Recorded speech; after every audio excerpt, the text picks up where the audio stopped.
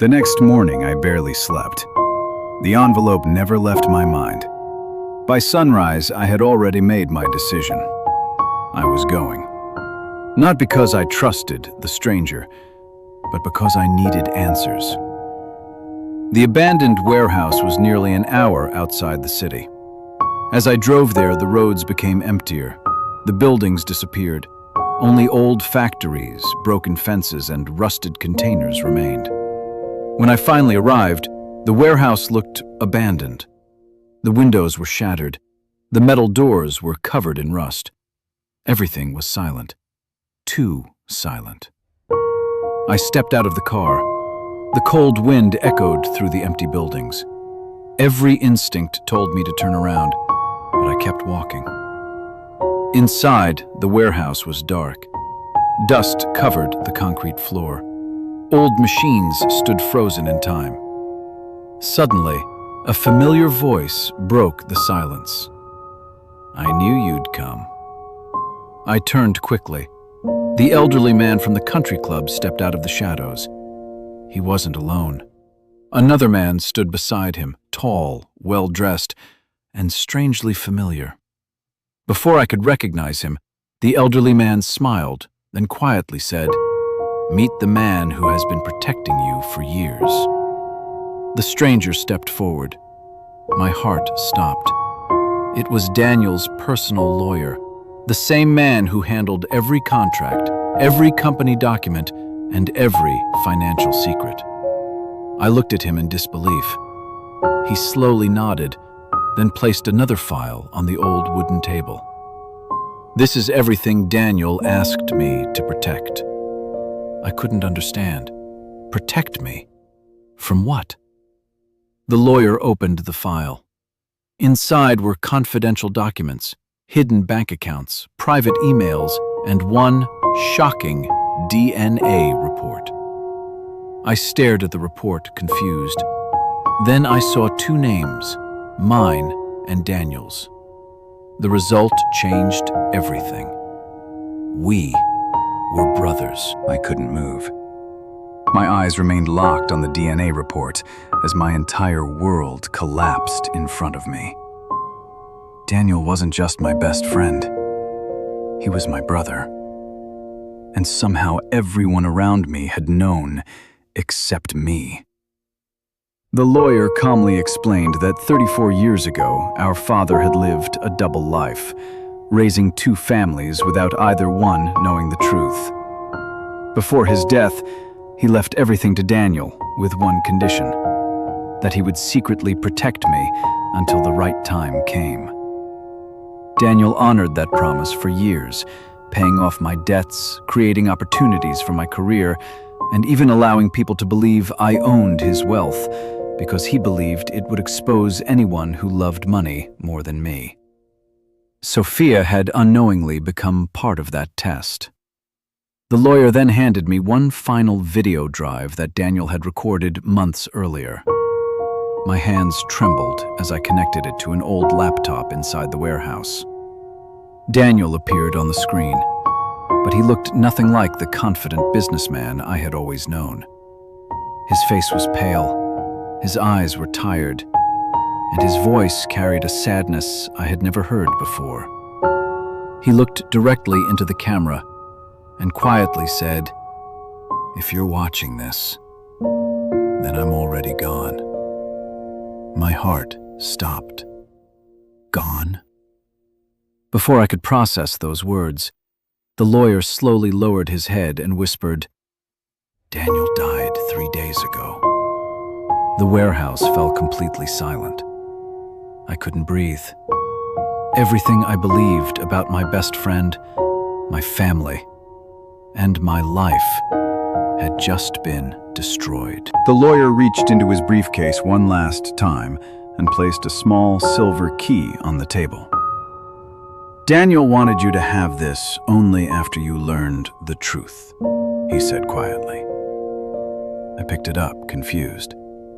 It wasn't a house key or a car key. Attached to it was a faded metal tag with only one number engraved. 317. Before I could ask what it meant, the elderly man handed me another sealed envelope.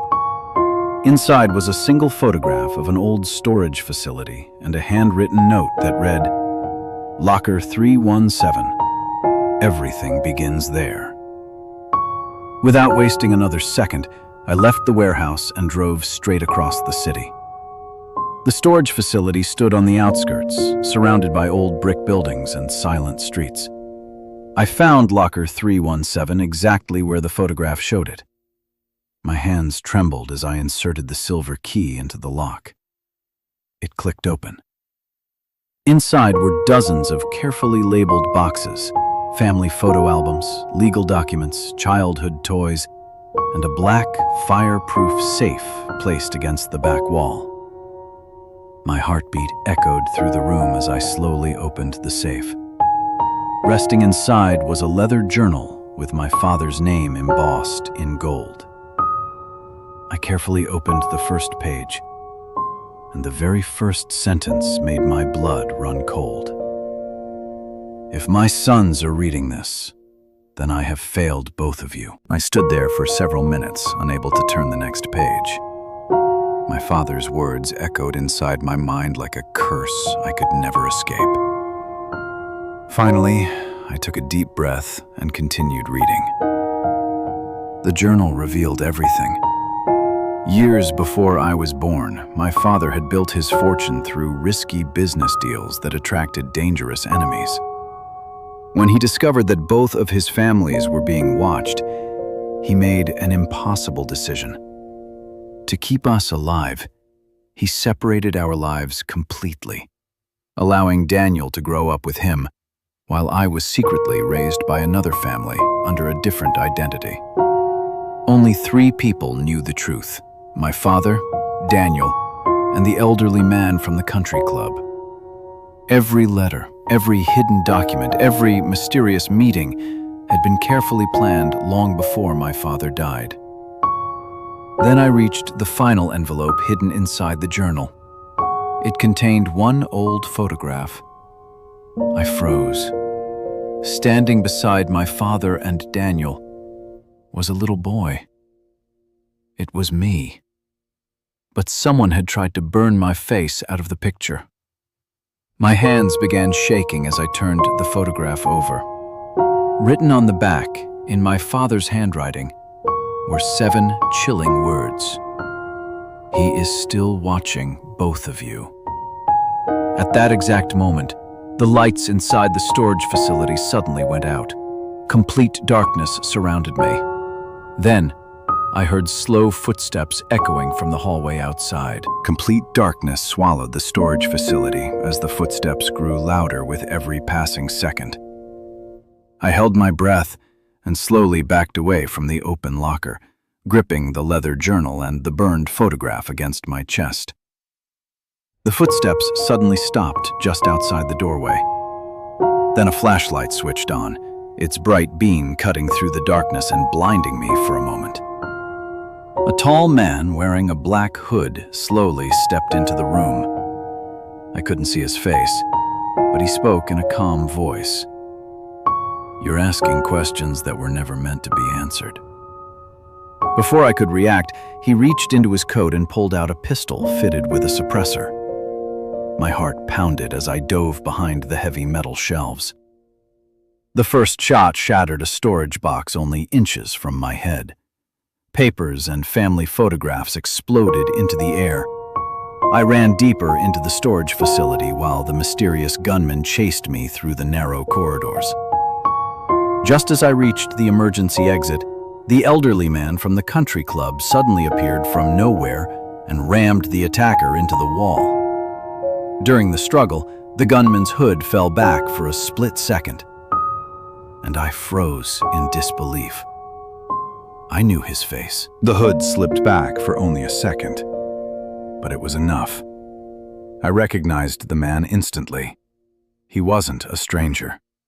He had worked as Daniel's head of security for nearly 10 years. Before I could call out his name, he broke free from the elderly man's grip and disappeared into the darkness. By the time we reached the parking lot, he was gone. The lawyer arrived moments later, his face pale with worry. When I told him who the attacker was, he closed his eyes and whispered, "Then Daniel was right. It started from inside." We returned to the warehouse, where the lawyer finally unlocked the last encrypted file Daniel had left behind. It contained security footage recorded just 2 days before Daniel's death. My hands trembled as the video began to play. Daniel was sitting alone inside his office when the same security chief walked into the room. At first, they spoke calmly. Then the argument became heated. The man demanded something Daniel refused to give him. Seconds later, he pulled out a pistol. The camera suddenly lost signal. My heart sank. The lawyer slowly looked at me and said, "Daniel wasn't killed by strangers. He was betrayed by someone he trusted." Before anyone could say another word, my phone vibrated. It was an unknown number. I answered. A calm voice whispered only one sentence. "You're next." Just as I lowered the phone, a text message appeared from the same unknown number. It contained only an address and a time. "Midnight. Come alone." The lawyer immediately told me it was a trap, but something inside me knew I couldn't ignore it. At exactly midnight, I drove to the abandoned lakeside mansion where Daniel used to spend weekends. The entire estate was surrounded by thick fog, dead trees, and complete silence. The front door was already open. Inside, I found the lights flickering and muddy footprints leading upstairs. Every room felt abandoned, yet someone had clearly been there only moments before. Then I heard a piano playing by itself somewhere deeper inside the mansion. I followed the haunting melody until I reached the grand ballroom. Standing beside the old piano was Sophia. She turned slowly and looked directly at me. Tears filled her eyes as she quietly whispered, "I never wanted any of this." Before I could ask what she meant, a slow clap echoed through the ballroom. A man stepped out from the shadows, smiling calmly. My blood froze. It was the same person who had been watching us from the very beginning. The mysterious man smiled as if he had been waiting for this moment his entire life. Sophia stepped backward, unable to look either of us in the eyes. "You finally made it," the stranger said calmly. My fists tightened. "Who are you?" I demanded. He chuckled softly before answering. "The man your father failed to destroy." Every word sent a chill down my spine. He slowly removed a pair of black leather gloves and revealed an old scar running across his hand. "Your father's business didn't just create wealth," he continued. "It created enemies." Sophia suddenly broke down in tears. She confessed that she had been blackmailed from the very beginning. The stranger had threatened to kill her family unless she stayed close to me and reported everything I discovered. Daniel had learned the truth only weeks before his death and secretly tried to protect both of us, but it was already too late. The mysterious man slowly raised a pistol and pointed it directly at me. Before he could pull the trigger, Sophia stepped in front of me without hesitation. The gunshot echoed through the ballroom. Everything went silent. For a brief moment, I couldn't hear anything except the ringing in my ears. Then Sophia slowly turned toward me. She looked down at herself in complete disbelief before collapsing into my arms. The bullet had struck her shoulder, not her heart. She looked at me with tears in her eyes and whispered, "I'm sorry for everything." Before the mysterious man could fire again, the elderly gentleman tackled him from behind. The pistol slid across the marble floor as I rushed forward. We struggled violently until I finally overpowered him. As the police stormed into the ballroom, The stranger looked directly at me and smiled one last time. "Your father won the first battle," he said quietly. "But revenge destroyed us all." He surrendered without another word. Days later, the investigation uncovered decades of corruption, betrayal, and hidden crimes that had begun long before I was born. Daniel's name was finally cleared. My father's final plan had protected the truth, after all. Sophia survived her surgery, and although the scars between us would never completely disappear, we chose to stop living in the past. Some wounds heal slowly, but forgiveness always begins with the truth. As I stood beside my father's grave at sunrise, I placed the old burned photograph on the stone and quietly whispered, "It's finally over." For the first time in years, I walked away without looking back.